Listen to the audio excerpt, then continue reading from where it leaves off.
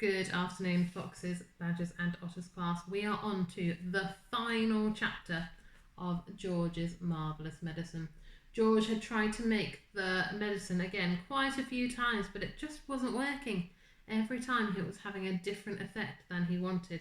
Still magical, I would say, because it was still doing strange things to the animals. But they wanted the animals to get bigger, and in the end the animals got smaller instead. Goodbye, Grandma. There's still something you've left out, Mr. Cranky said. I can't think what it would be, George said. Give it up, Mrs. Cranky said. Pack it in, you'll never get it right. Mr. Cranky looked very forlorn. George looked pretty fed up too. He was still kneeling on the ground, the spoon in one hand and the cup full of medicine in the other. The ridiculous tiny brown hen was walking away slowly.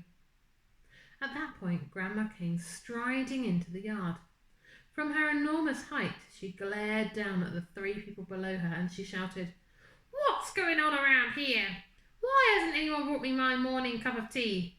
It's bad enough having to sleep in the yard with the rats and the mice, but I'll be blowed if I'm going to have to starve as well. No tea, no eggs and bacon, no buttered toast. I'm sorry, Mother, Mrs. Cranky said. We've been terribly busy. I'll get you something straight away. Let George get it, the lazy little brute, Grandma shouted. Just then the old woman spotted the cup in George's hand. She bent down and peered into it. What was in that cup? Can you remember? She saw that it was full of brown liquid. It looked very much like tea. Ho, ho, she cried. Ha, ha! So that's your little game, is it? You look after yourself all right, don't you? You make sure you've got a nice cup of morning tea, but you didn't think to bring one out to your poor old Grandma. I always knew you were a selfish pig. No, Grandma, George said. This isn't... Don't lie to me, boy, the enormous old lady shouted. Pass it up here this minute. No, cried Mrs. Cranky. No, Mother, don't. That's not for you. Now you're against me too, shouted Grandma. My own daughter, trying to stop me having my breakfast, trying to starve me out. Mr. Cranky looked up at the horrid old woman, and he smiled sweetly. Of course it's for you, Grandma, he said. You take it and drink it while it's nice and hot. What do you think is going to happen? Don't think I won't, Grandma said, bending down from her great height and reaching out a huge horny hand for the cup. Hand it over, George. No, no, Grandma, George cried, pulling the cup away. You mustn't. You're not to have it. Give it to me, boy, yelled Grandma. Don't, cried Mrs. Cranky. That's George's Marvellous. Everything's George's around here, shouted Grandma. George this, George that. I'm fed up with it. She snatched the cup out of little George's hand and carried it high up out of reach. Drink it up, Grandma, Mr. Cranky said, grinning hugely. Lovely tea. No, the other two cried. No, no, no. But it was too late. The ancient beanpole had already put the cups to her lips, and in one gulp she swallowed everything that was in it. What do you think is going to happen to Grandma now she's drunk the medicine? Mother, wailed Mrs. Cranky, you've just drunk 50 doses of George's Marvellous Medicine No. 4, and look what one tiny spoonful did to that little old brown hen. But Grandma didn't even hear her. Great clouds of steam were already pouring out of her mouth, and she was beginning to whistle. This is going to be interesting, Mr. Cranky said, still grinning. Now you've done it, cried Mrs. Cranky, glaring at her husband. You've cooked the old girl's goose. I didn't do anything, Mr. Cranky said. Oh, yes, you did. You told her to drink it. A tremendous hissing sound was coming from above their heads. Steam was shooting out of Grandma's mouth and nose and ears and whistling as it came. She'll feel better after she's let off a bit of steam, Mr. Cranky said. She's going to blow up, Mrs. Cranky wailed. Her boiler's going to burst. Stand clear, Mr. Cranky said. George was quite alarmed. He stood up and ran back a few paces.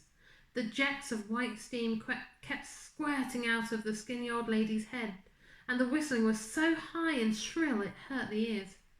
"Call the fire brigade!" cried Mrs. Cranky. "Call the police! Man the hose pipes!" "Too late," said Mr. Cranky, looking pleased. "Grandma!" shrieked Mrs. Cranky. "Mother!" Running to the drinking trough. "Oh, run to the drinking trough and put your head under the water." But even as she spoke, the whistling suddenly stopped and the steam disappeared. That was when Grandma began to get smaller.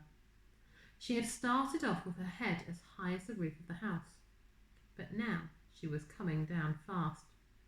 "Watch this, George!" she shouted, hopping around the yard and flapping her arms. Mr. Cranky said, "Watch what happens when someone has 50 spoonfuls instead of one." Very soon, Grandma was back to normal height. "Stop!" cried Mrs. Cranky. "That's just right." But she didn't stop. Smaller and smaller she got. Down and down she went. In another half-minute, she was no bigger than a bottle of lemonade. "How do you feel, Mother?" asked Mrs. Cranky anxiously. Grandma's tiny face still bore the same foul and furious expression it had always had.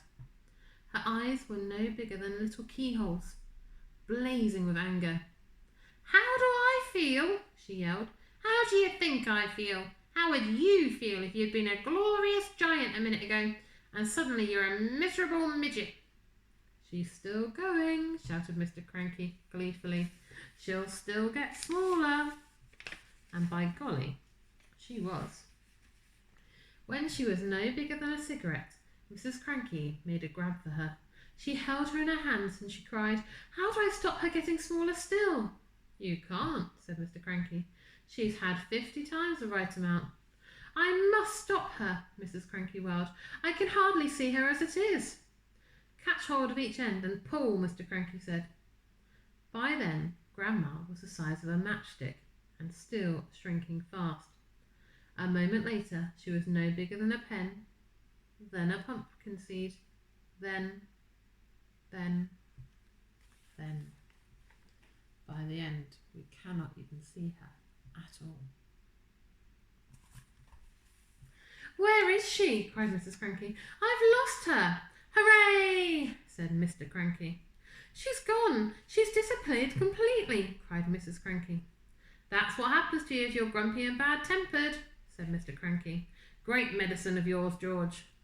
George didn't know what to think. For a few minutes, Mrs. Cranky kept wandering round with a puzzled look on her face, saying, "Mother, where are you? Where have you gone? Where have you got to? How can I find you?" But she calmed down quite quickly. And by lunchtime, she was saying, "Oh, well, I suppose it's all for the best, really. She was a bit of a nuisance around the house, wasn't she?"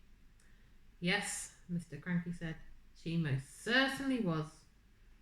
George didn't say a word. He felt quite trembling. He knew something tremendous had taken place that morning. For a few brief moments he had touched with the very tips of his fingers the edge of a magic world. And that is the end of our story. So after all that, unlike in our version of George's Marvellous Concoction, Grandma hadn't turned into a nice person at the end of the story. She had in fact disappeared altogether. I hope you enjoyed that story, and we look forward to reading your new one.